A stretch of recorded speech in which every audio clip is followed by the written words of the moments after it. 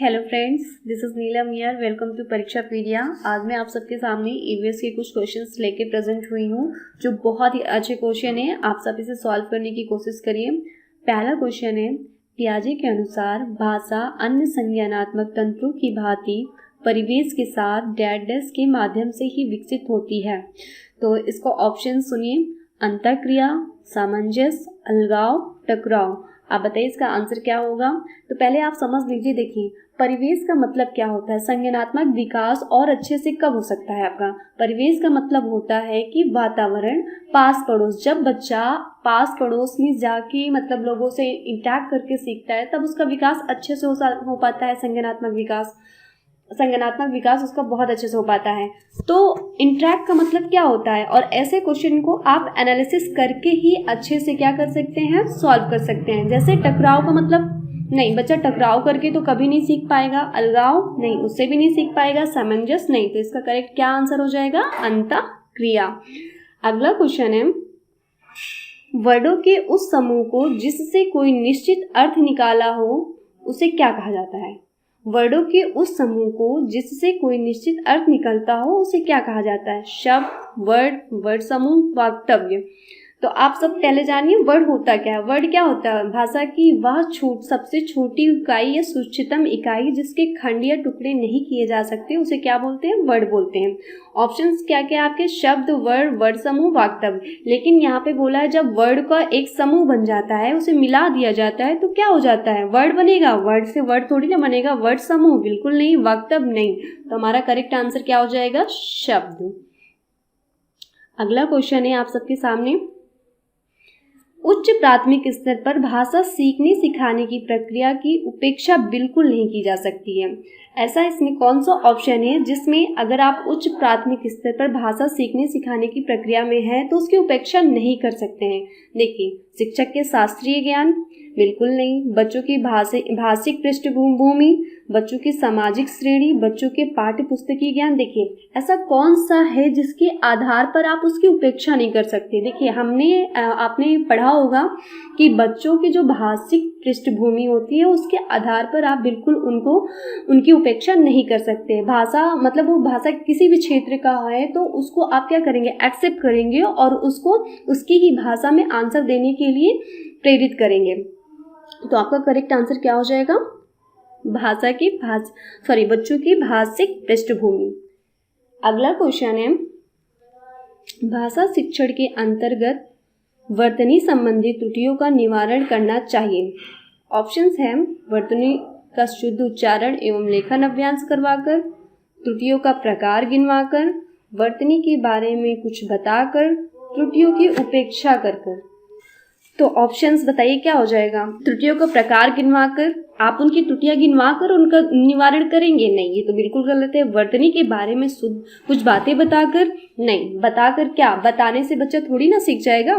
त्रुटियों की उपेक्षा कर, ये तो बिल्कुल गलत है। तो आपका आंसर क्या हो जाएगा, वर्तनी का शुद्ध उच्चारण एवं लेखन अभ्यास करवाकर। जब आप वर्तनी का शुद्ध उच्चारण बच्चे से बार बार करवाएंगे तो जो बच्चा अगर शाह को शाह बोल रहा है तो उससे उसका उच्चारण सही होगा, प्लस बार बार किसी चीज को आप लिखवाते हैं तो वो आराम से उस चीज को करेक्ट लिखेगा, वो गलत नहीं करेगा।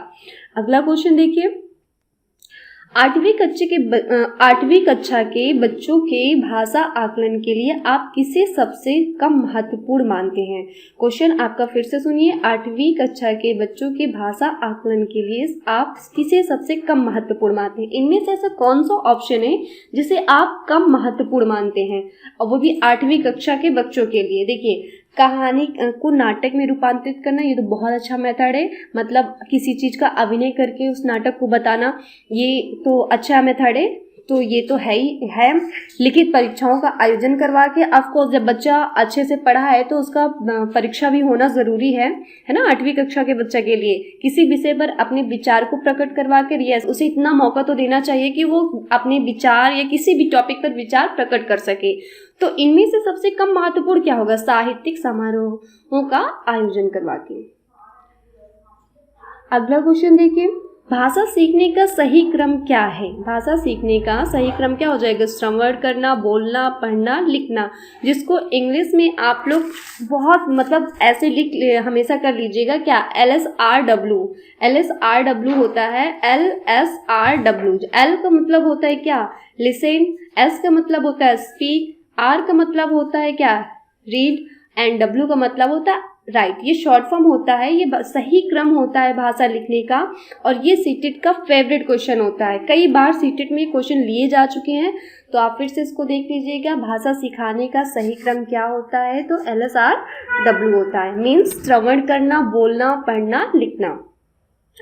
अगला क्वेश्चन देखिए, भाषा शिक्षण की विधियां मुख्यतः किस पर निर्भर करती हैं? भाषा शिक्षण की विधियां, जो बच्चों को आप भाषा शिक्षण की जो विधि है वो किस पर निर्भर करती है?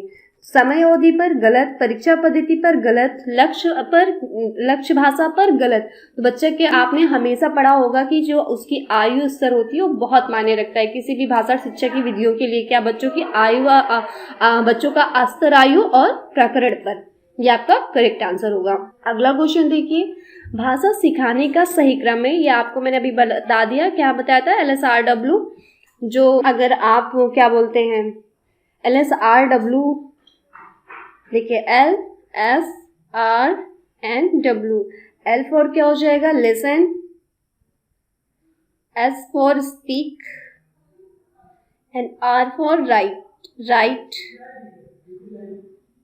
रीड होगा, एंड W फॉर राइट। तो ये होता है आपका, अच्छे से आप देख लीजिएगा, LSRW होता है। अगला क्वेश्चन हमारा है, प्राथमिक स्तर पर कविता शिक्षण उपयोगी नहीं होगी। बताइए इसमें से ऑप्शंस क्या होंगे। छात्र सरलता से समझ सके, जो कविताएं छात्रों को सृजनशीलता को बढ़ाने वाली हो, जो कविताएं अंतर्राष्ट्रीय वादों से संबंधित हो, जिनमें नीति, हास्य, वीरता, देशभक्ति जैसी भावनाएं निहित हो। तो इसमें सबसे कम उपयोगी कौन सी नहीं है? आप देखिए, सरलता से समझ सके, प्राथमिक स्तर पर जाहिर सी बात है आप ऐसी थोड़ी चीजें देंगे कि जिससे बच्चे को कुछ समझ में ना आए, ये तो सही है। अगला क्वेश्चन है, सृजनशीलता, ठीक है, क्रिएटिविटी होना चाहिए, रचनात्मकता जिसे बोलते हैं, आप तो जानते हैं क्रिएटिविटी वर्ड किसने दिया, जीन पियाजे ने दिया है, और होना ही चाहिए। बच्चा क्रिएटिव तरीके से पढ़ेगा अगर करेगा तो और भी उसे समझ में आएगा। और जिनमें नीति, हास्य और कविता क्या होती है, मनोरंजन के लिए तो होती है प्राथमिक स्तर पर, इसीलिए स्पेशली बनाया जाता है कि बच्चे को हास्य वगैरह हो और देशभक्ति हो, वीरता हो, उनको अच्छे से एक्सप्लेन किया जाए। ये सारी चीज़ें सही है। तो इसमें करेक्ट आंसर क्या हो जाएगा, जो गलत होगा, जो कविताएं अंतर्राष्ट्रीय वादों से संबंधित हो। अगला क्वेश्चन है, भाषा सिखाने का सही क्रम है, ये हम ले चुके हैं। आगे हम बढ़ते हैं, प्राथमिक स्तर पर कविता शिक्षण उपयोगी नहीं होगी, कौन सी, ये भी हमने ले लिया है। आगे चलते हैं, गद्य शिक्षण में काठिन्य निवारण किया जा सकता है। अगर आप गद्य शिक्षण दे रहे हैं या मतलब गद्य पढ़ा रहे हैं तो आप कठिन शब्दों का निवारण कैसे करेंगे? चित्र दिखाकर, वस्तु को प्रत्यक्ष दिखाकर, मॉडल दिखाकर। आपको देखिए, चित्र दिखाकर ये भी सही है, वस्तु को प्रत्यक्ष दिखाकर। अगर आप किसी चीज को प्रत्यक्ष रूप में बच्चे को दिखा रहे हैं तो बच्चा क्या करेगा, जल्दी से ऑब्जर्व करेगा, उसे और मतलब जल्दी सीखेगा। मॉडल दिखाकर, अगर आप किसी चीज का मॉडल दिखाकर बता रहे हैं तो उससे भी बच्चा क्या होता है, जल्दी ऑब्जर्व कर लेता है और सीख लेता है। तो ये तीनों ही विधियां एकदम सही है। तो इसमें ऑप्शन क्या हो जाएगा, उपर्युक्त सभी। अगला क्वेश्चन है, भाषा शिक्षक में होना आवश्यक नहीं है। भाषा शिक्षक में होना आवश्यक नहीं है, क्या आवश्यक नहीं है वो देखिए। व्याकरण का ज्ञान, सुंदर लेख, विषय और मूल्यांकन विधियों का ज्ञान, रसायनों का ज्ञान होना। तो भाषक शिक्षक की बात कर रहा है, व्याकरण का ज्ञान जाहिर सी बात है शिक्षक को व्याकरण का ज्ञान होना ही चाहिए, सुंदर लेख होना चाहिए, विषय और मूल्यांकन विधियों का ज्ञान बिल्कुल होना चाहिए। अब रसायनों का ज्ञान ये इंपॉर्टेंट नहीं है, तो ऑप्शन हमारा क्या हो जाएगा, रसायनों का ज्ञान। अगला क्वेश्चन है हमारा, भाषा सीखने में सबसे बड़ा बाधक तत्व हो सकता है। क्वेश्चन फिर से देखिए, भाषा सीखने में सबसे बड़ा बाधक तत्व हो सकता है, क्या हो सकता है? देखिए, भाषाई प्रयोग के अवसर, इकाई परीक्षण, भाषा में आकलन, पाठ्य पुस्तक। भाषा सीखने में सबसे बड़ा बाधक तत्व क्या हो सकता है? पाठ्य पुस्तक बिल्कुल नहीं, भाषाई प्रयोग के अवसर देना चाहिए। इससे तो और सीखते हैं जल्दी से। इकाई परीक्षण, इससे भी हमारा पता चलता है। लेकिन भाषा में आकलन ये गलत है, भाषा में आकलन नहीं होता है। सबसे बड़ा बाधा तो यही होता है। अगला क्वेश्चन है, बच्चों में भाषा प्रयोग की दक्षता विकसित करने के लिए आवश्यक है। बच्चों में भाषा प्रयोग की दक्षता विकसित करने के लिए आवश्यक है। सबसे पहले देखिए, आप भाषा प्रयोग की दक्षता कैसे विकसित करेंगे, क्या क्या आवश्यक है, उसमें कुछ ये दिया गया है। उनमें से सबसे ज्यादा क्या क्या हो सकता है। देखिए, उन्हें सुनने और बोलने की पूरी आज़ादी हो, उन्हें कविताएं याद हो। आप ये जान लीजिए, याद मतलब कराना ये सीटेट का नेगेटिव पॉइंट होता है। मुहावरे याद हो, ये भी वही है। किसी वक्ता के साथ रहती हूँ, नहीं। इनमें सबसे ज़्यादा इम्पॉर्टेंट है जब बच्चा खुद अभिव्यक्ति करे, उनको पूरी आज़ादी दिया जाए सुनने की, बोलने की, इंटरेक्ट करने की, वाद विवाद करने की, तब बच्चा क्या होता है, वो पूरी तरीके से उनका अच्छे से डेवलपमेंट हो पाता है। तो आपका करेक्ट आंसर क्या हो जाएगा, उन्हें सुनने और बोलने की पूरी आज़ादी दो। अगला क्वेश्चन है, बोली से क्या तात्पर्य। पहले आप जानिए बोली होती क्या है। बोली किसी छोटे क्षेत्र में बोली जाने वाली भाषा को क्या बोलते हैं, बोली कहते हैं। मतलब भाषा का छोटा रूप जो छोटे से क्षेत्र में बोला जाता है उसे क्या बोलते हैं, बोली कहते हैं। अब ऑप्शन सुनिए क्या हो जाएगा। किसी एक क्षेत्र या सामाजिक समूह का वाचन विशेषता, नहीं, गलत है। किसी कार्य विशेष से संबंधित रखने वाले लोगों की वाचन विशेषता, ये भी गलत है। सत्ताधारी लोगों द्वारा इस्तेमाल की जा रही हो, ये भी गलत है। मैंने आपको क्या बताया है, बोली से क्या तात्पर्य है, तो किसी एक क्षेत्र या सामाजिक समूह का वाचन विशेषता होती है। क्वेश्चन नंबर 17 देखिए। अगला क्वेश्चन है, प्राथमिक स्तर पर कौन सी गतिविधि बच्चों की मौखिक अभिव्यक्ति के विकास में सबसे कम प्रभावी है। प्राथमिक स्तर पर कौन सी गतिविधि बच्चों की मौखिक अभिव्यक्ति के विकास में सबसे कम प्रभावी है। देखिए, सबसे प्राथमिक स्तर पर कौन सी गतिविधि है जो मौखिक अभिव्यक्ति के लिए सबसे कम प्रभावित होती है बच्चों के लिए। आप जानते हैं प्राथमिक स्तर पे, प्राथमिक मतलब 1 से 5 तक के जो बच्चों के लिए वो सबसे मौखिक अभिव्यक्ति में सबसे कम कौन से प्रभावित है। घटना वर्णन करना, कहानी को शब्द से दोहराना, कहानी को अपनी भाषा में कहना, चित्र देकर कहानी लिखवाना। देखिए, इन सब में क्या होगा, सब सही है, लेकिन कहानी को अपनी भाषा में कहना ये गलत है। क्यों? क्योंकि आप सोचिए, प्राथमिक स्तर का बच्चा कहानी को अपनी भाषा में नहीं कह पाता है, ठीक है, तो यही गलत हो जाएगा। आप घटना वर्णन करना, आप किसी चीज को समझाएंगे, जाहिर सी बात है बच्चा समझ जाएगा। कहानी को शब्द से दोहराना, आप अनुकरण करवाएंगे। अनुकरण शब्द ही क्या होता है, स्किनर ने दिया है ये चीज, इनका स्किनर का वर्ड है।